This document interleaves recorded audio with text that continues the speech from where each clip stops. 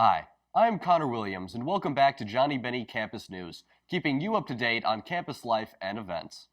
On January 27th, Presidents Lori Hayman and Jim Mullen sat down to discuss what integration means for our institution going forward. When asked about the search for a new president, they had this to say.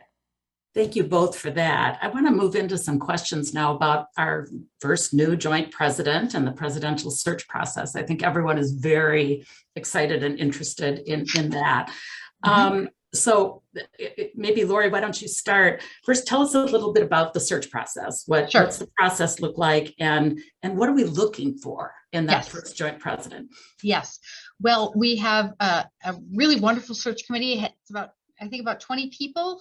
They are from all aspects of the institution: board members, faculty members, staff members, students, all different kinds of folks.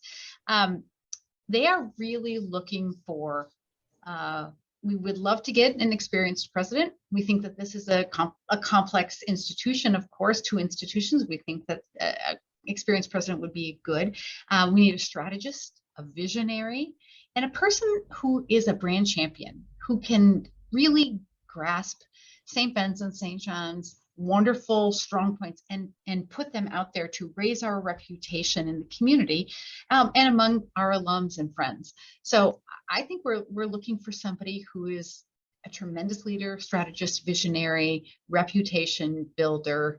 There's a wonderful part of our website that has the profile on it. If you haven't gone to that part of our website and looked at the profile for the new president, I would really encourage you to do that, because it goes into a lot of detail about what we're looking for in a president. We're very much on track. That search committee has been diligently doing their work. Once we were approved by the Higher Learning Commission in November, we launched that search full bore. And we have been doing all kinds of marketing to get the word out that this is a unique and wonderful opportunity. And we have a pool of candidates, which they're interviewing first, some of the semifinalists today and tomorrow.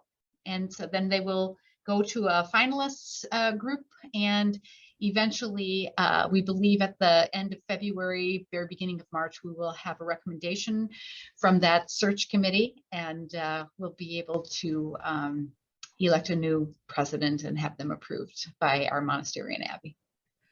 The board chose to do a kind of what they call a closed hybrid search. Jim, can you describe what that means and what it might look like to people? If you want to get a seasoned president, for example, a pool that includes experienced presidents, sitting presidents, it's very hard to ask someone to expose themselves to that sort of a search process if it's completely public, for reasons I think we could all understand.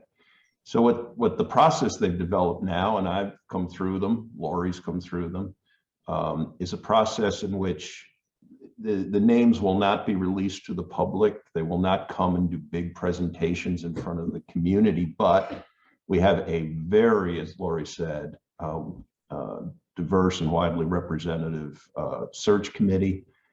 When the time comes and we come to finalists, there will be the opportunity for some additional representatives of our campus communities to confidentially meet with those candidates. It's the way all searches now are being done, except in public institutions where there might be sunshine laws. But it's a way that you ensure that you're going to get the strongest field, and particularly if you're looking to get sitting presidents. I remember a search committee that I was sitting on where we were searching for a president, when we made our list of everything that we were looking for. And, it's a lot that you're looking for in a president. And we decided what we really were looking for was Jesus, but with more fundraising experience. So it was like, sometimes that seems Same here, Kathy. Well said. Well said. Can I, Kathy, just quick on that? Yeah. This is a great job to get. I mean, Yes. Lori and I talk about this, I've said to Lori, this was 15, 20 years ago. The chance to be president, you're the first joint president of two distinguished institutions. The SJU Senate funded approximately $4,000 for various initiatives happening around campus. These initiatives include a Valentine's Day event, a conference for Delta Sigma Pi, and the Student Athletic Advisory Committee's Fighting Hunger Partnership. Effective February 7th, events and gatherings can operate at 100% capacity. As of February 2nd, there are currently 5 positive COVID cases within the student community. As of right now, 90% of Bennies and Johnnies are fully vaccinated. For updates and resources surrounding COVID-19, please visit csbsju.edu/COVID-19. In upcoming events, the Full Circle Greenhouse will be selling their harvest this Saturday, February 5th. Members of the CSBSJU community can buy fresh greens from 12 to 2 p.m. at Gretzky Fireside. Also on February 5th, the Eco Houses will host a snow sledding event. Attendees can meet in the Outdoor Leadership Center at 3:30 p.m. This week and next, Omega Phi, CSBSJU's chapter of the business co-ed fraternity Delta Sigma Pi, will host a series of recruitment events. You can find out more by visiting DSP_CSBSJU on Instagram. Now we go to Peyton with this week's Sports Roundup. Hi, I'm Peyton Nelson. Welcome to this week's Sports Roundup. The St. John's boys basketball team won their game against Concordia Moorhead 80-65. Senior post Zach Hansen led the Johnnies in scoring and tied his season high with 22 total points.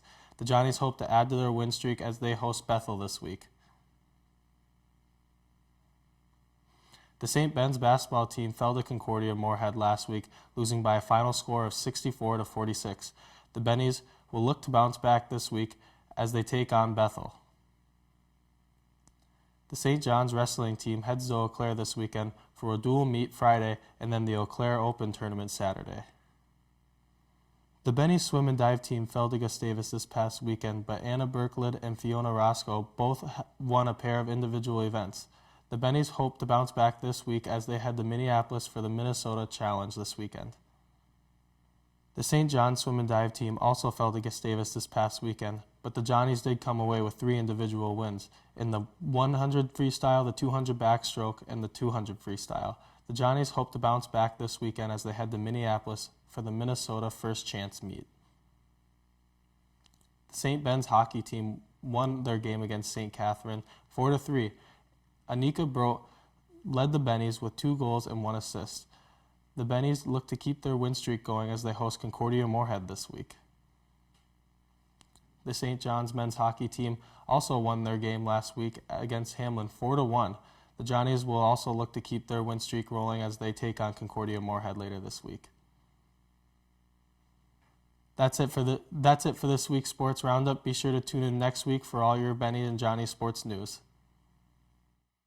Thank you, Peyton. That's all for this week's episode of Johnnie Bennie Campus News. Tune in again next time for more updates on campus life and events.